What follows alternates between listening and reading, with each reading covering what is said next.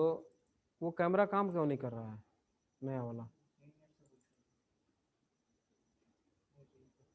3 दिन से कैमरा लगा पड़ा है यार, और वो काम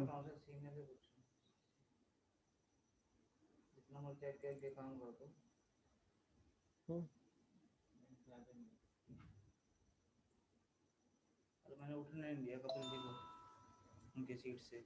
अच्छा उनको एक शेयर करने के लिए कहा, वो नहीं हुआ उनपे। बताओ, तो गुस्सा नहीं आएगा? आएगा ही यार, मिलजुल के काम होता है और क्या। और मैंने उनको सीट से उठने नहीं दिया, जहाँ भी जाए कोई भी क्लास लगाने कुछ भी हुआ अपने आप गया उठ के।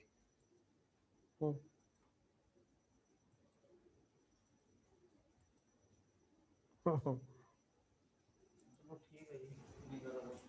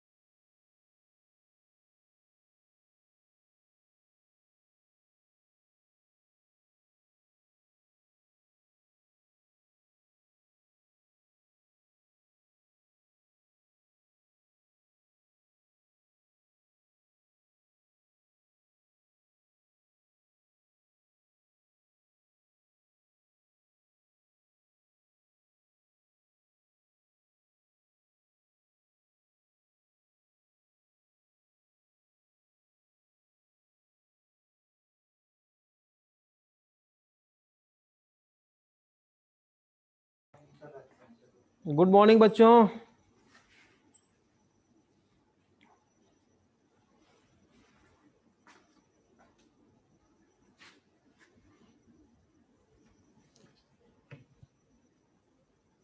Good morning.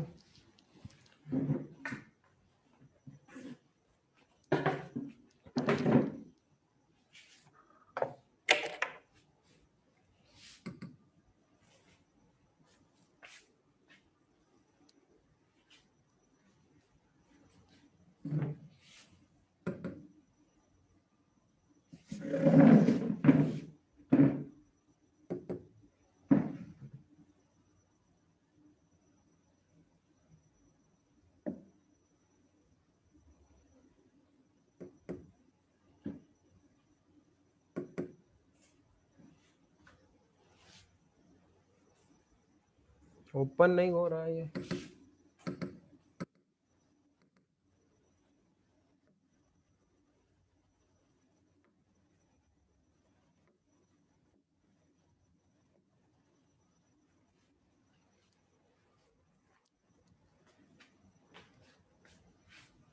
हाँ, कुछ डाउट है किसी का? लास्ट क्लास का कोई डाउट है किसी का? नो। तो इन लास्ट क्लास हमने बेटा कॉन्शियसनेस देखा था कि कॉन्शियसनेस क्या होता है, उसको हम इंटरेक्शन बोल सकते हैं। इंटरेक्शन इज इक्वल टू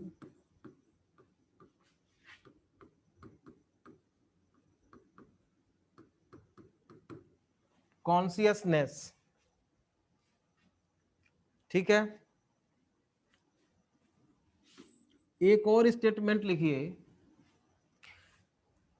जो डिवीजन ऑफ लेबर या हम बोलेंगे कि हायर कैटेगरी का existence emergent property at a higher level of organisation, किसका रिजल्ट है? इंटरेक्शन का। ठीक है, हायर लेवल का मतलब है organ system level, organ system level higher organisms में पाया जाता है, और ये भी इंटरेक्शन का ही रिजल्ट होता है। Interaction result in emergent properties, interaction results in emergent properties at higher level of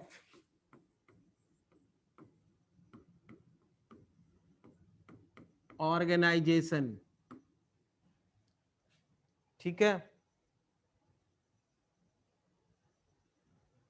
ठीक है। एक और स्टेटमेंट लिख सकते हैं, this phenomena is true hierarchy of organizational complexity, this phenomena is true hierarchy of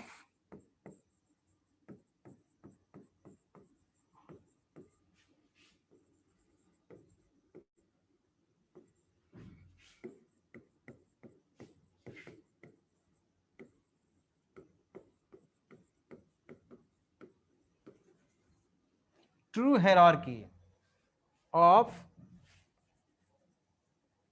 true hierarchy of organizational complexity,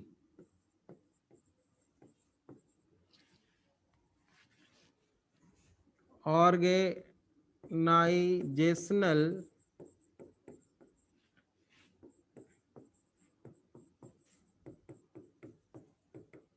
complexity at a level। ठीक है, मतलब जो कॉम्प्लेक्सिटी होती है ऑर्गेनिजम्स में, वो हायरार्की में भी जो कॉम्प्लेक्सिटी बढ़ती है वो इंटरेक्शन का ही रिजल्ट है।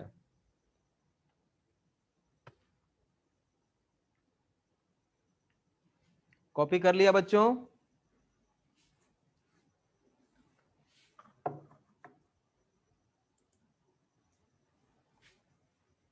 No sir. Yes sir. करो करो जल्दी, मैं हट गया।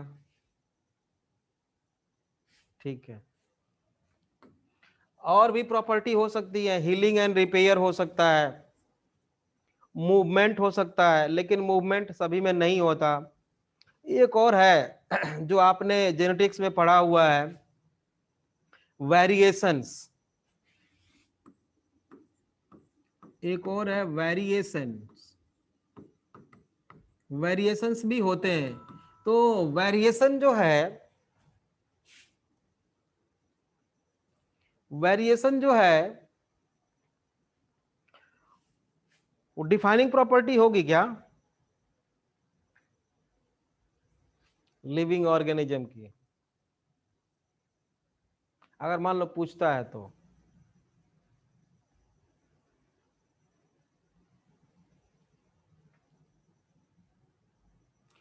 प्राची, प्राची त्यागी, बेटा प्राची बताना क्यों नहीं? प्राची बेटा बताना क्यों नहीं?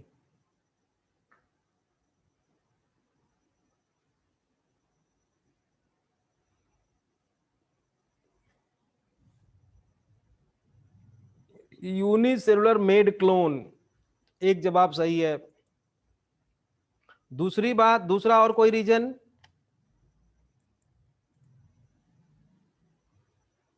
दूसरा और कोई रीजन बेटा? देखो लिमुलस, पेरीपेटस, सॉरी पेरीपेटस तो नहीं, लिमुलस, बहुत सारे ऐसे ऑर्गेनिजम्स हैं जिनमें हजारों साल से कोई चेंजेस नहीं हुआ। उनको लिविंग फॉसिल बोलते हैं। लिविंग फॉसिल, उनमें वेरिएशन नहीं हुआ फिर भी वो लिविंग है। ठीक है, तो इसलिए वेरिएशन को हम अगर सेलेक्ट करना ही हो कि ये है या नहीं, तो नहीं। ठीक है, वैसे हम बोलते हैं कि लिविंग बीइंग में, living being possess variations and have ability to evolve with time. लिखो, living being possess variations, living being possess variations and have ability to evolve with time।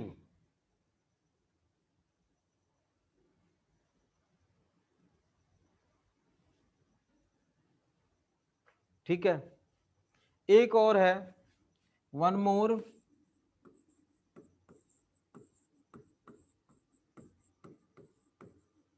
Adaptation. Adaptation मतलब क्या?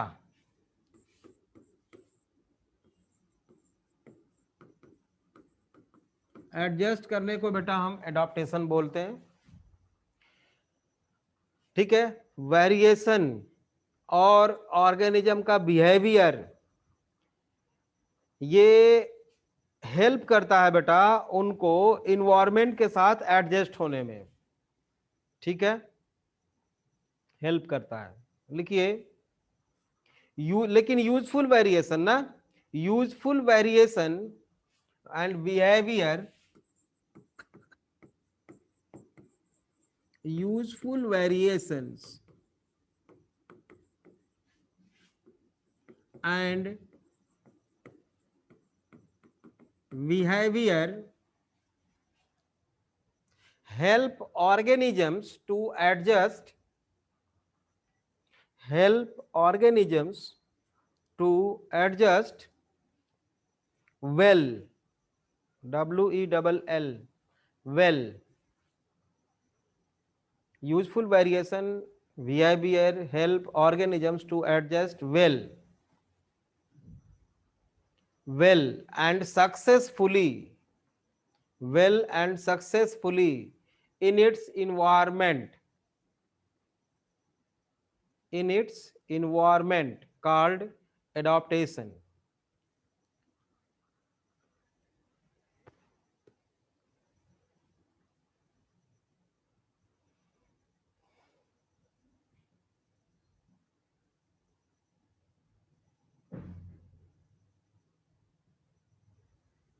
ठीक है, तो अब ऑर्गेनिजम्स का definition लिख लेते हैं जो आपके एनसीईआरटी में भी लिखा हुआ है।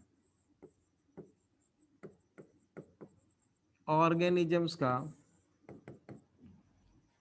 डेफिनेशन, ठीक है, क्या लिखेंगे? Therefore we can say that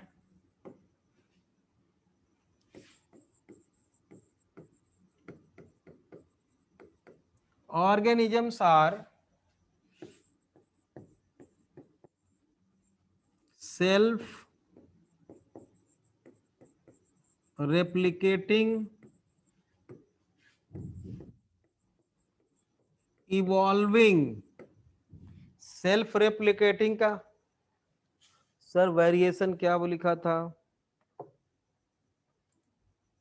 sir variation की डेफिनेशन रिपीट करना नहीं लिख पाए थे, क्या बोला था मैंने यार?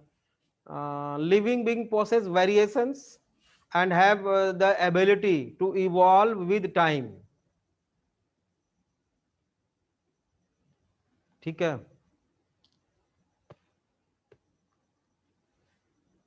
Evolving and self regulating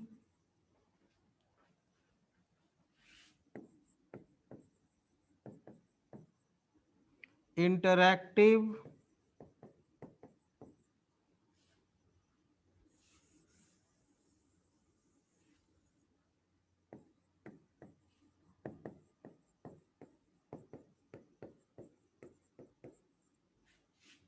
system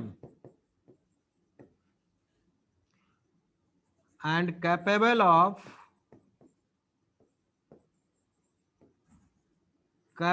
to respond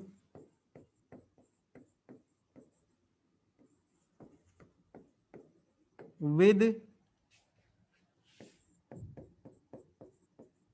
external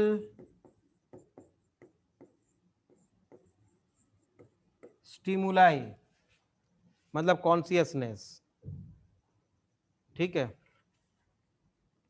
clear?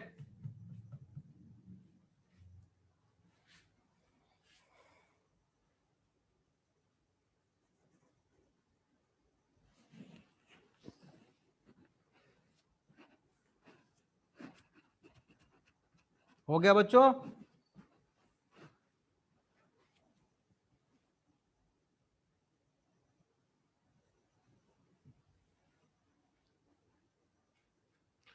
अब एक बात बताओ, चाहे वो यूनिसेलुलर हो कोई ऑर्गेनिज्म, मल्टी सेलुलर हो, यूकैरियोट हो या प्रोकैरियोट हो, प्रेजेंट की बात हो या फ्यूचर की बात हो, ठीक है, या पास्ट में जो ऑर्गेनिजम्स अभी जो चले गए, एक्सटिंक्ट हो गए, जो एक्सटिंक्ट हो गए, जो अभी हैं या जो फ्यूचर में बने आएंगे, बैक कर दूं? अभी लिखा नहीं था, इतना स्पीड मत लिखो बेटा।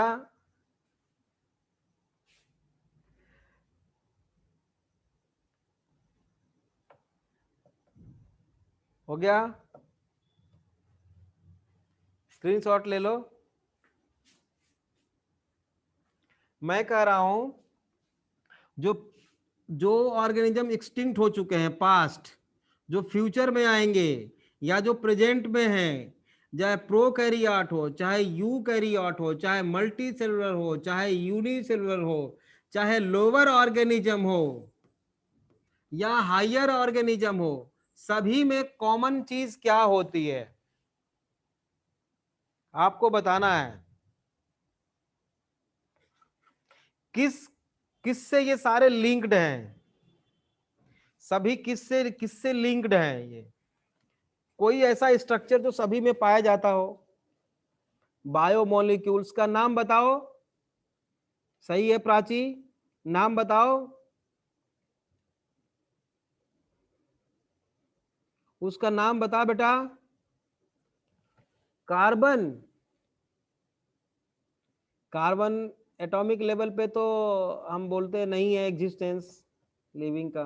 प्रोटीन्स का टाइप अलग है, that is genetic material DNA. Virus को मत बोल देना कि उसमें तो आरएनए है, वो उसको अभी 5 किंगडम में जगह ही नहीं मिली, 6 किंगडम में भी जगह नहीं मिला। तो जो सारे ऑर्गेनिजम्स हैं, all are linked together by genetic material DNA, but varying degree, उसकी डिग्री अलग अलग होती है। आप तो जानते हो, पढ़े हो थोड़ा बहुत कि जीन्स अलग अलग होते हैं, लेकिन जो बेसिक स्ट्रक्चर है कि nucleotides, एडेनाइलिक acid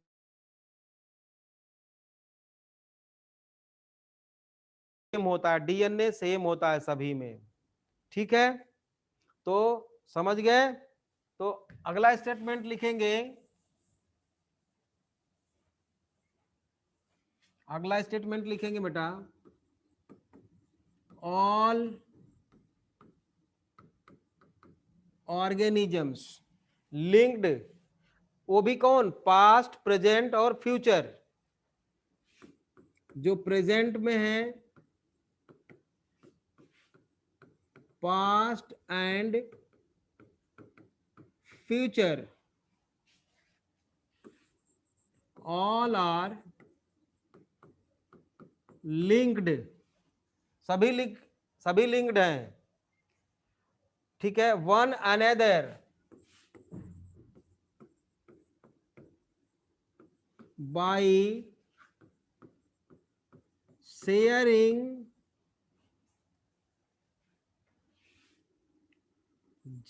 common genetic material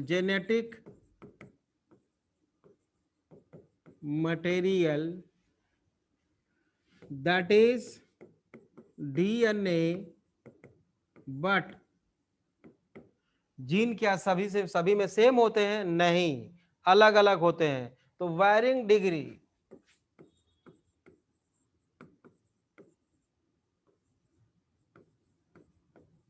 degree सबकी अलग अलग होती है।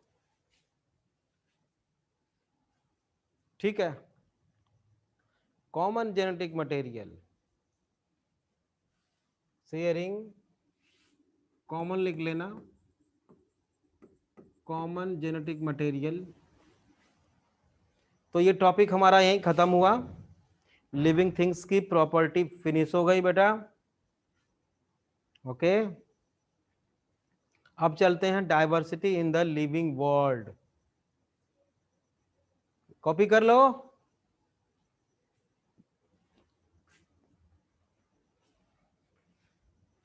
नेक्स्ट टॉपिक इज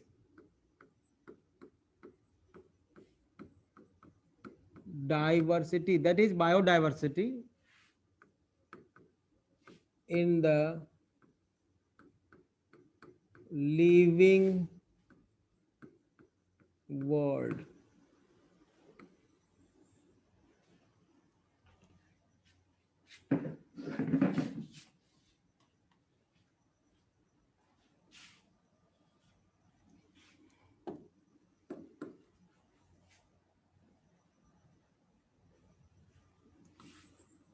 बेटा कोई एरिया है ये, यहाँ पे ए स्पीसीज के कुछ लोग, कुछ मेंबर्स हैं, 5 हैं। यहाँ पे बी के भी कुछ लोग हैं, 3 हैं। सी के 6 लोग हैं। टोटल पॉपुलेशन यहाँ पे देखो, पॉपुलेशन वर्ड स्पीसीज के लिए यूज करते हैं, आपने इकोलॉजी में इवोल्यूशन में पढ़ा हुआ है। तो ए की पॉपुलेशन 5 है, बी की पॉपुलेशन 3 है, सी की पॉपुलेशन 6 है। तो टोटल और लिविंग ऑर्गेनिजम्स की पॉपुलेशन है यहाँ पे कितना? 6 3 9 5 14 14। तो नंबर ऑफ ऑर्गेनिजम्स, ठीक है, the number and type of organisms, number and type of organisms present on earth biosphere में refers to biodiversity, राइट? क्या लिखूं मैं? The number and type of organisms present on earth refers to biodiversity. Number and type of organisms refers to biodiversity.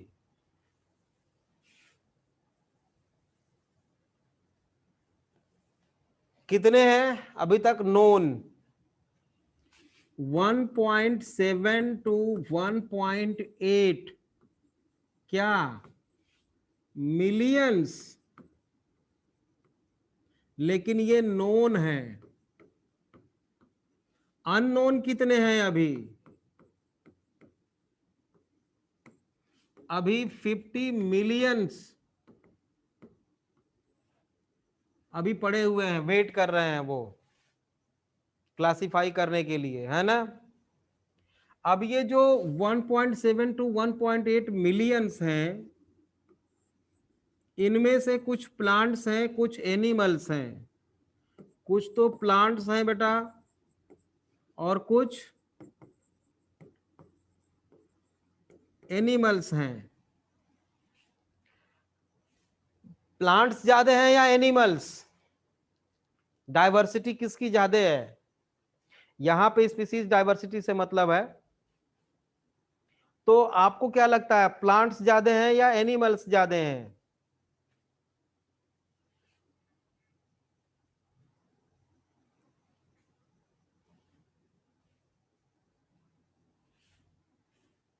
बताओ, कुछ तो याद है, NCERT पढ़ा होगा आपने। प्लांट्स ज्यादा हैं एनिमल्स ज्यादा हैं, कुछ तो लिख बेटा। प्लांट्स। मोंटी, बहुत प्यारा नाम है भाई, Monty. Plants. Mohit.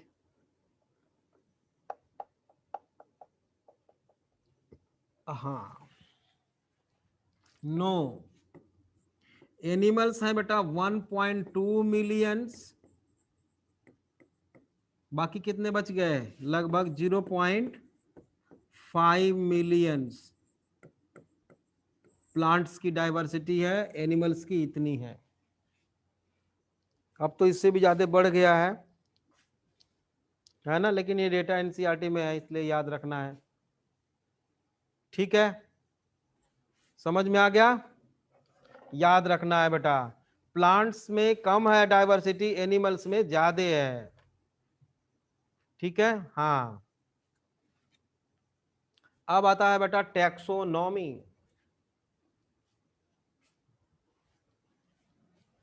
Taxonomy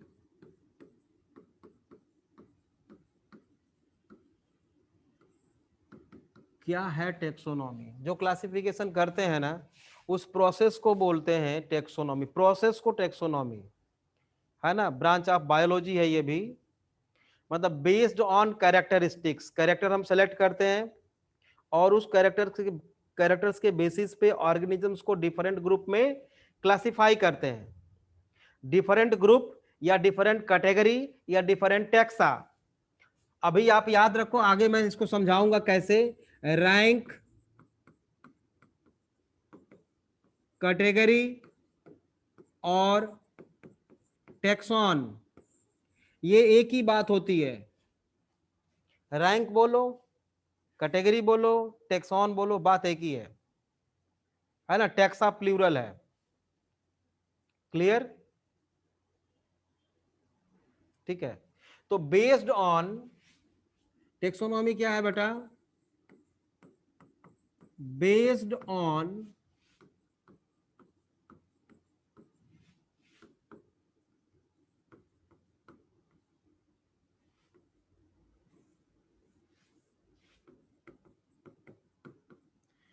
based on characteristics,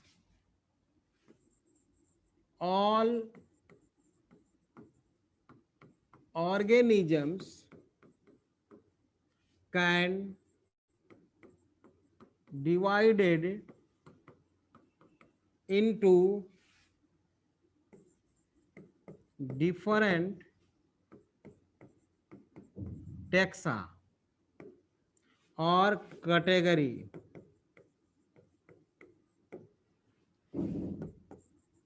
The process is called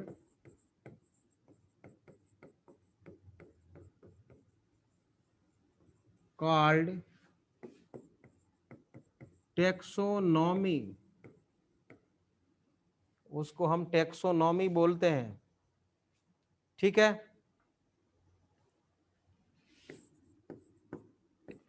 it includes, पहले क्या करेंगे, कैरेक्टर को चूज करेंगे ना, कैरेक्टराइजेशन, उसके बाद आइडेंटिफिकेशन। आपके एनसीईआरटी में ये ऑर्डर लिखा हुआ है अगर आपने पढ़ा होगा तो। फिर उसके बाद क्लासिफिकेशन और फिर नोमेनक्लेचर। क्लेचर, नॉमेनक्लेचर, नाम रखना ऑर्गेनिज्म का, ठीक है। फादर ऑफ टेक्सोनॉमी किसको बोलते हैं? कैरोलस लीनियस या लीनियस, ठीक है। एक टर्म है टेक्सोनॉमी, समझ में आ गया? टेक्सोनॉमी किसको बोलते हैं बेटा?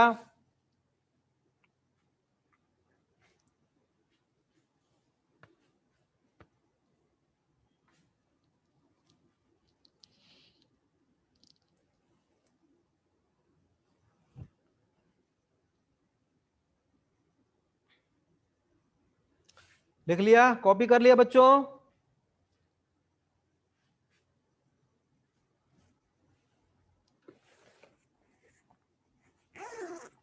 ठीक है।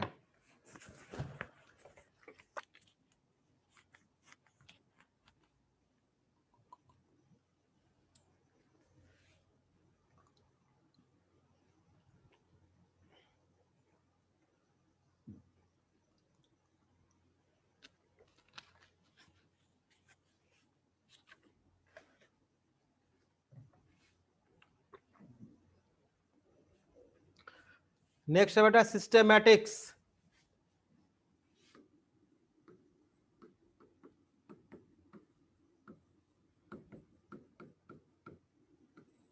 सिस्टेमा से बना है वर्ड, है ना? और सिस्टेमा मीन्स होता है अरेंजमेंट, सिस्टमेटिक अरेंजमेंट। सिस्टेमा मतलब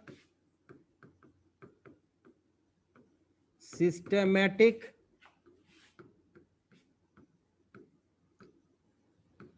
अरेंजमेंट, ठीक है, systematic arrangement. Name given by Carolus Linnaeus, name किसने दिया था बेटा? Name given by Carolus Linnaeus in his book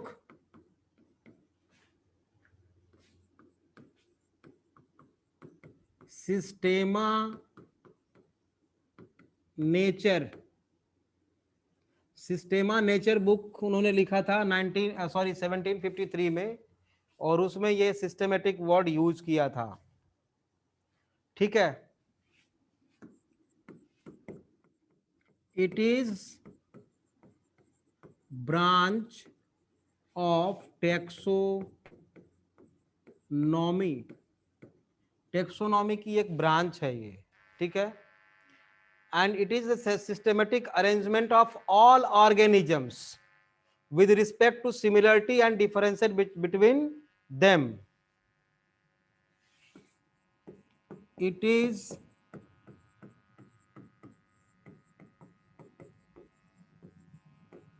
systematic arrangement of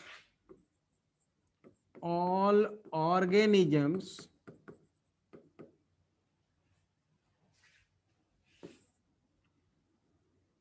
on the basis of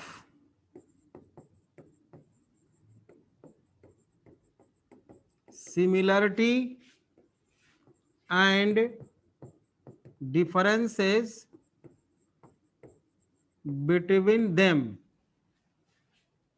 ठीक है, क्लियर?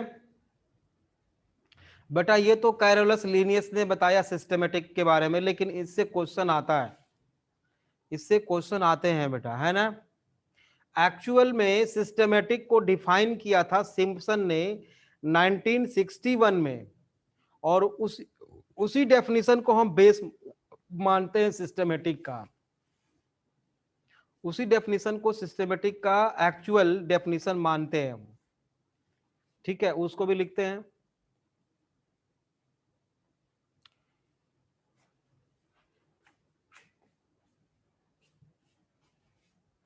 ठीक है, तो इन 1961 सिम्पसन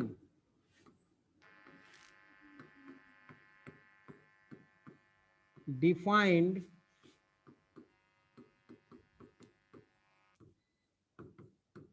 systematics, डाइवर्सिटी से रिलेटेड है ना।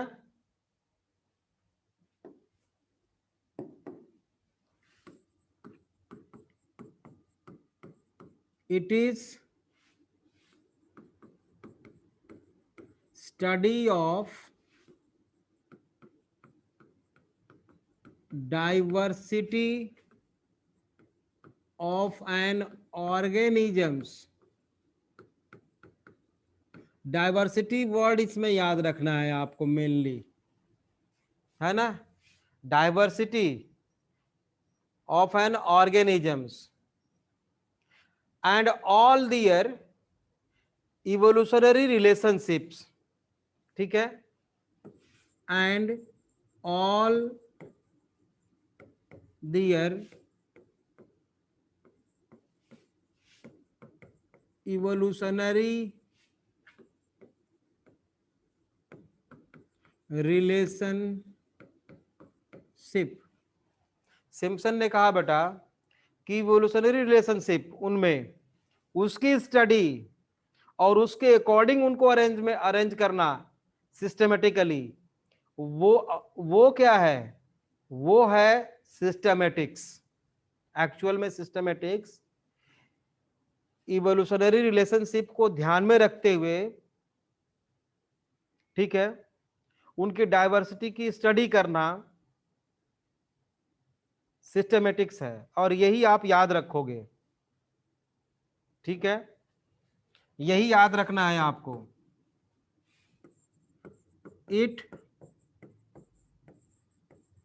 इंक्लूड्स, अब आपके एनसीईआरटी में 3 पॉइंट लिखा हुआ है, टेक्सोनॉमी में भी मैंने लिखा था, ठीक है, उसमें कैरेक्टराइजेशन को काट दो, आइडेंटिफिकेशन नॉमेनक्लेचर नीचे था सबसे, उसको बीच में करना है, तो identification nomenclature and classification. Identification nomenclature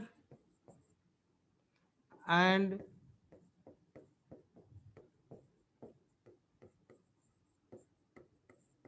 classification, ये दोनों एनसीईआरटी में लिखा हुआ है। आपके टेक्सोनॉमी में भी 4 बातें लिखी हुई हैं, characterisation, identification, classification and nomenclature, और इसमें 3 लिखा हुआ है, identification, nomenclature and classification. Clear?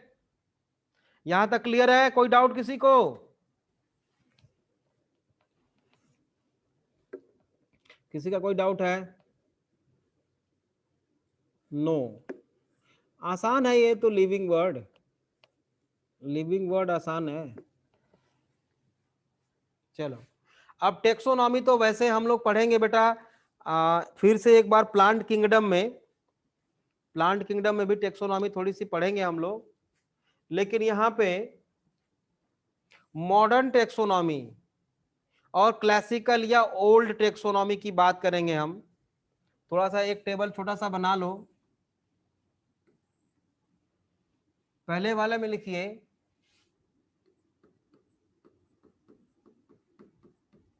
Classical taxonomy, या इसी को बोलते हैं ओल्ड टेक्सोनॉमी, ठीक है, ओल्ड टेक्सोनॉमी या क्लासिकल टेक्सोनॉमी। दूसरा है मॉडर्न टेक्सोनॉमी, या इसी को बोलते हैं न्यू सिस्टेमैटिक्स या न्यू टेक्सोनॉमी। इनमें डिफरेंस क्या है?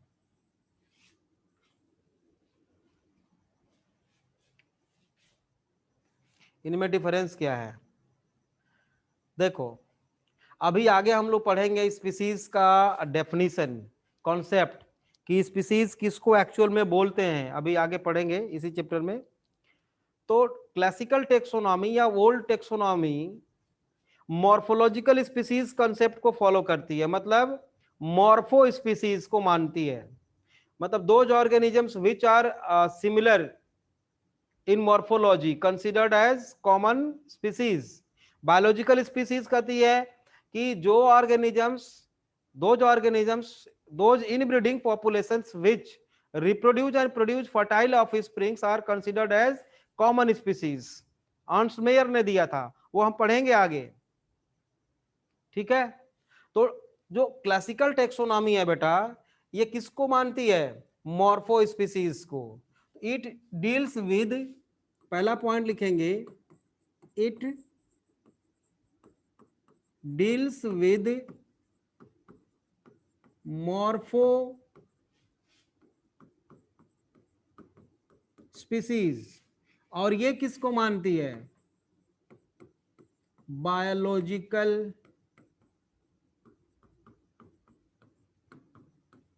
स्पीसीज को फॉलो करती है ये, ठीक है।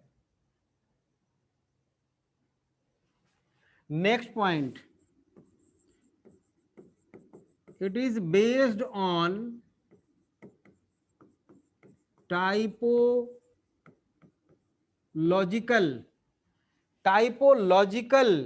कॉन्सेप्ट। टाइपोलॉजिकल कॉन्सेप्ट, सर इन दोनों में मीनिंग दोबारा एक्सप्लेन कर दो। बेटा देखो, स्पीसीज कॉन्सेप्ट अभी आगे हम लोग पढ़ने वाले हैं इसी चैप्टर में, अभी कल या परसों के टॉपिक में आ जाएगा वो क्लास में। मॉर्फो स्पीसीज उसको बोलते हैं जो बाहर से देखने में एक ही जैसा दिखते हो, वो सभी एक स्पीसीज से बिलोंग करते हैं, ऐसा हमारा क्लासिकल टेक्सोनॉमी मानता है। जबकि ये बात सच नहीं है हमेशा, है ना। एक जैसे जरूरी नहीं कि एक जैसे देखने वाले सारे ऑर्गेनिजम्स सेम स्पीसीज से बिलोंग करते हो।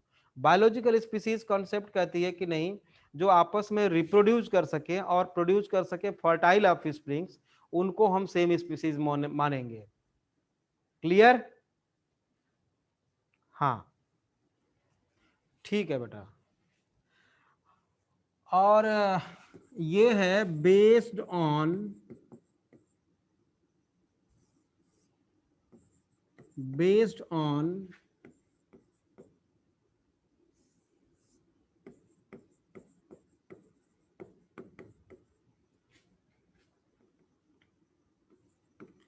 evolutionary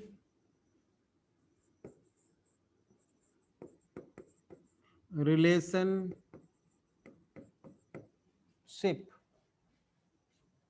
या evidences, based on evolutionary relationship और evidences।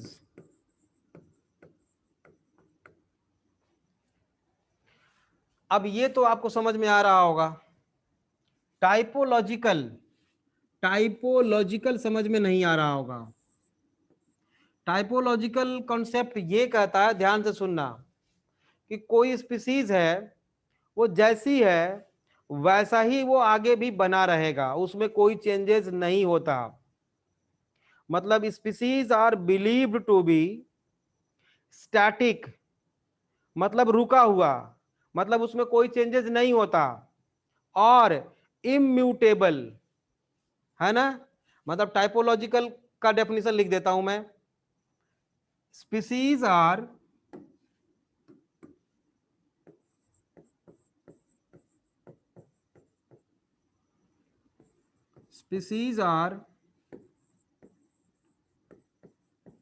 believed to be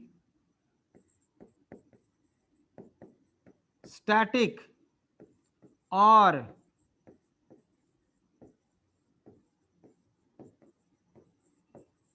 immutable। Immutable का मतलब उसमें म्यूटेशन नहीं होता है। टाइपोलॉजिकल कंसेप्ट ये कहता है कि कोई भी स्पीसीज में कोई भी चेंजेस नहीं होता है। तो ये मेनली दो डिफरेंस है, ये मेनली बेटा दो डिफरेंस है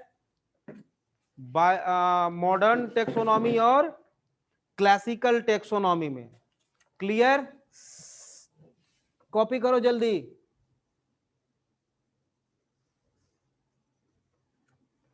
हाँ,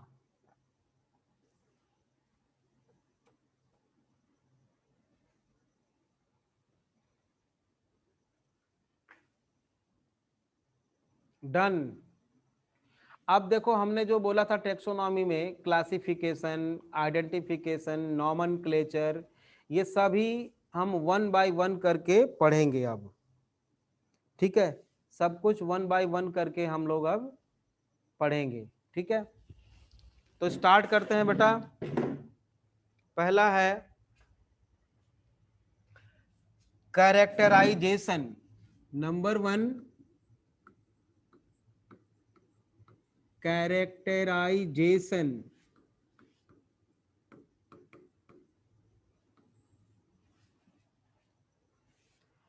ठीक है,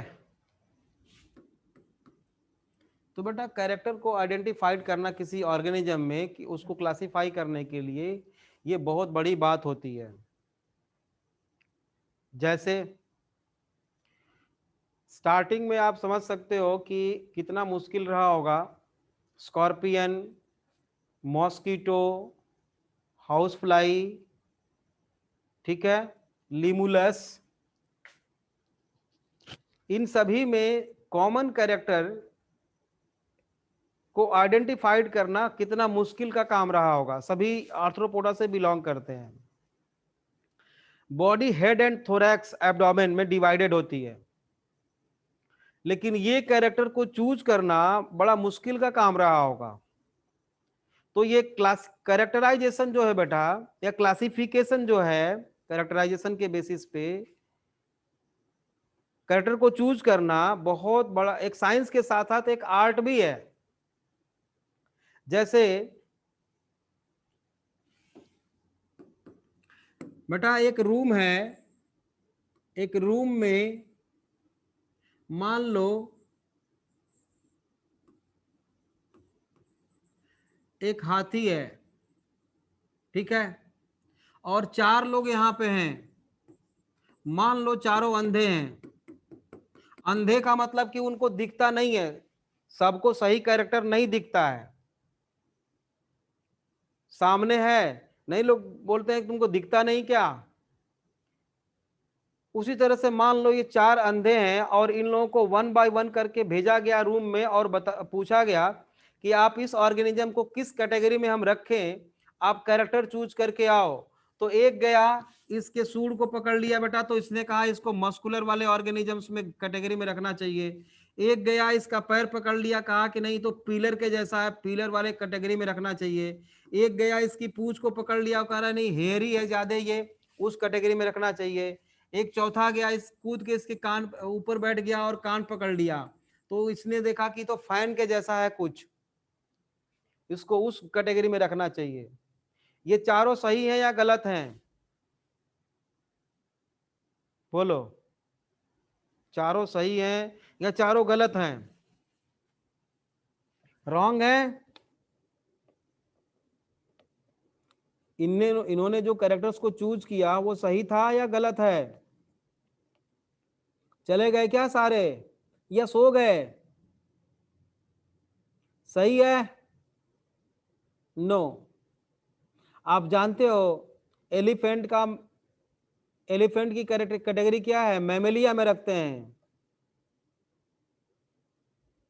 हाँ बिल्कुल सही बात है प्राची, उनके उनके पॉइंट ऑफ व्यू से तो वही सही है, उनके पॉइंट ऑफ व्यू से तो वही सही है, लेकिन क्या ये एक्चुअल में सही है? नहीं है, एक्चुअल में सही नहीं है। तो कैरेक्टर को खोजना, कैरेक्टर को चूज करना बेटा एक बहुत बड़ी बात है, और जितना ही हायर कैटेगरी होता है कैरेक्टराइजेशन करना उतना ही मुश्किल होता है, डिफिकल्ट होता है। हायर लेवल किंगडम है, उसके बाद फाइलम है, फाइलम से ज्यादा मुश्किल किंगडम के कैरेक्टर को सेलेक्ट करना होगा, क्लास से ज्यादा मुश्किल फाइलम के कैरेक्टर को चूज करना होगा, ऐसा। तो ये अंडरस्टैंडिंग है बेटा कैरेक्टर्स का, है ना। तो लिखिए कैरेक्टराइजेशन में, लिखिए बेटा कैरेक्टराइजेशन में लिखिए, it is the understanding of characters, it is the understanding of characters, मैं लिख नहीं रहा हूं, आप लिखिए, it is the understanding of characters of an organisms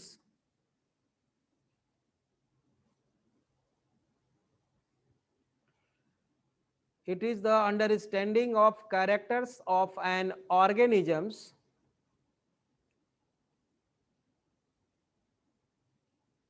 such as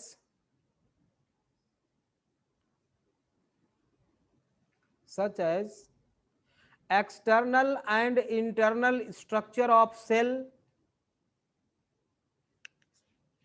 such as external and internal structure of cell,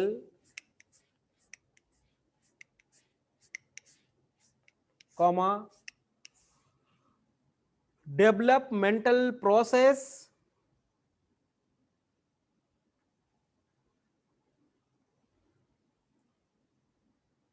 developmental process,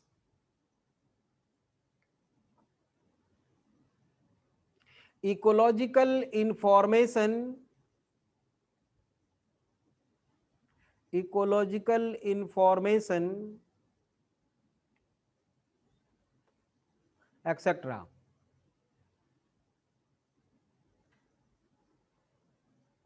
अच्छा बेटा, अगर कैरेक्टर्स को ऊपर चेंज कर दिया जाए तो वे ऑफ क्लासिफिकेशन भी चेंज हो जाएगा, ठीक है, ठीक है।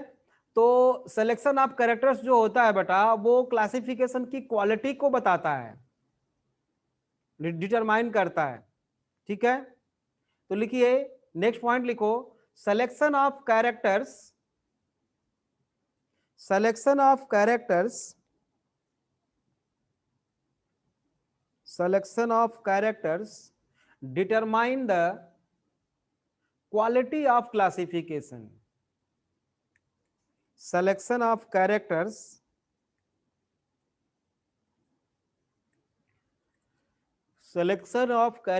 determine the quality of classification, quality of classification,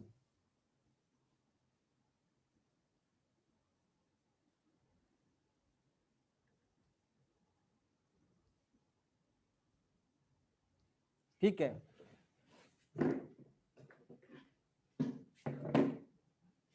next one is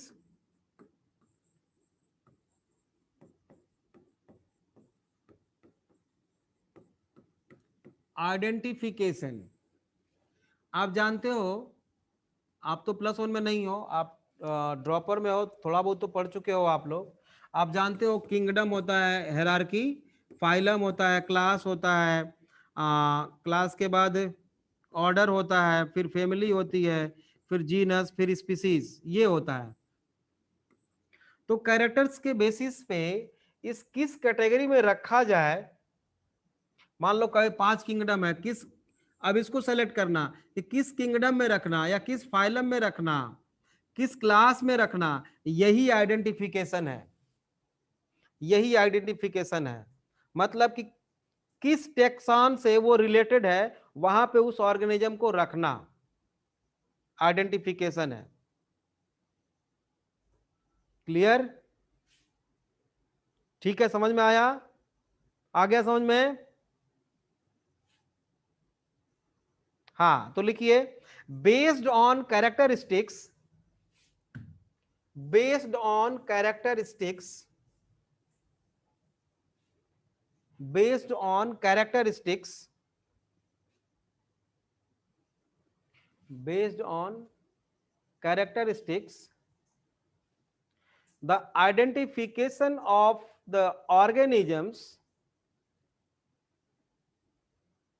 based on characteristics, the identification of the organisms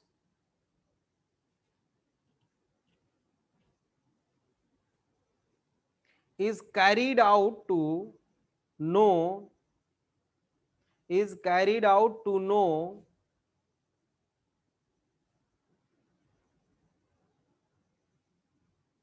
whether it is similar to WHEATHER, whether it is similar to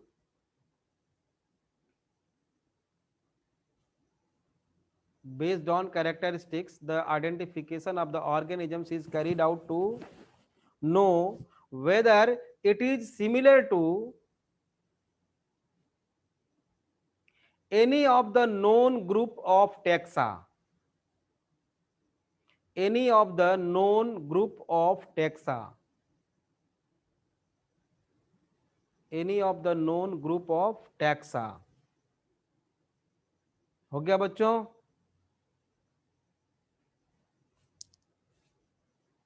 ठीक है, अब है नेक्स्ट वन इज नॉमेनक्लेचर,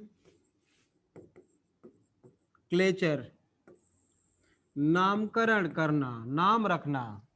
तो बेटा आप लोग जानते हो कि किसी भी ऑर्गेनिज्म का जो नाम होता है ऑल ओवर द वर्ल्ड अगर सेम हो तो उससे बहुत ज्यादा बेनिफिट है। एक ही ऑर्गेनिज्म का कई जगह स्टडी चल रहा है, एक दूसरे को लोग जान ही नहीं पाएंगे कि हाँ आप किसके बारे में स्टडी कर रहे हो, आप किसके बारे में कर रहे हो, तो बहुत सारी प्रॉब्लम्स आती हैं। तो एक नॉमेनक्लेचर स्टैंडर्डाइज्ड नेम प्रोवाइड करता है ऑर्गेनिजम्स का, जो पर्टिकुलर ऑर्गेनिज्म का जो all over the world accepted हो, उसी नाम से पूरे वर्ल्ड में वो जाना जाएगा।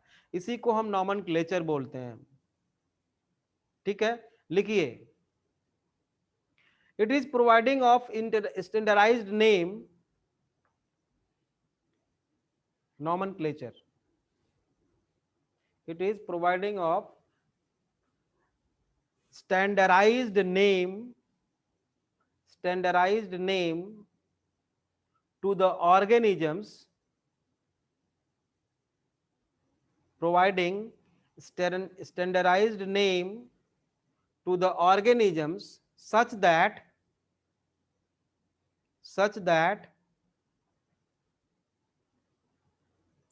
particular organism is known by the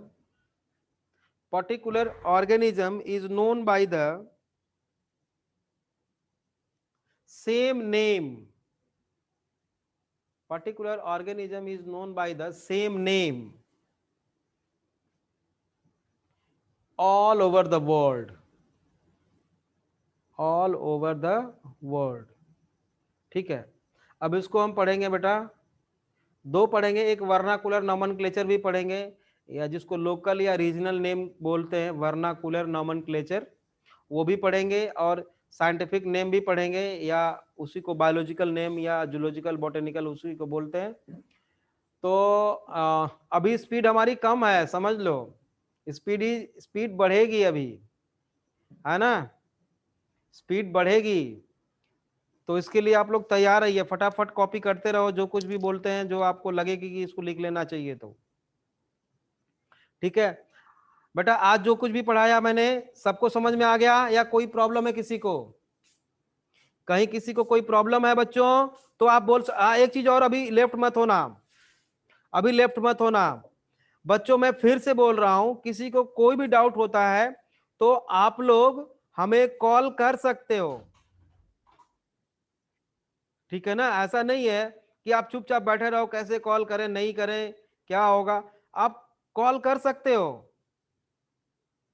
ठीक है, हाँ ये जरूर है कि डाउट इकट्ठा कर लो फिर कॉल करो, ऐ नहीं कि एक डाउट आया फिर कॉल कर लिया, दूसरा आया फिर कॉल कर लिया, ऐसा नहीं है ना। कई सारे डाउट्स अगर कलेक्ट कर लो फिर फोन करके पूछ लो, व्हाट्सएप कर दो, लेकिन व्हाट्सएप अगर नहीं देखता हूं, नहीं देख पाया तो आप हमें कॉल कर लो, लेकिन डाउट क्लियर होना चाहिए। ठीक है बच्चों, तो मिलते हैं फिर नेक्स्ट क्लास में कल। ओके, ठीक है बेटा। Okay bye.